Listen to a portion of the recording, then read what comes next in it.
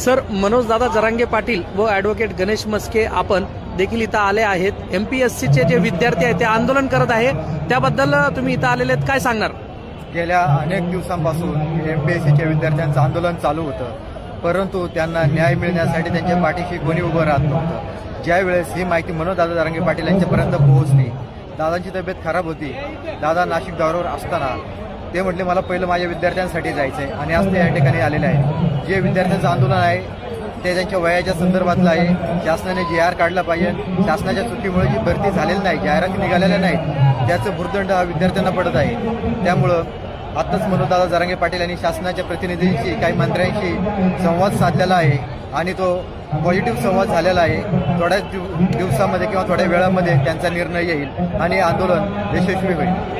जर त्यांचा निर्णय तुमच्या बाजूने जर नाही आला तर पुढील आंदोलन तुम्ही करणार का? मनोजदादा जरांगे पाटील जे दिशा ठरवतील ती दिशा ही फायनल राहणार आहे. आज चर्चा होईल. चर्चा झाल्यानंतर पुढं कशा पद्धतीने जायचं हे ठरवलं जाईल आणि मग त्या आंदोलनाची दिशा ठरवली जाईल.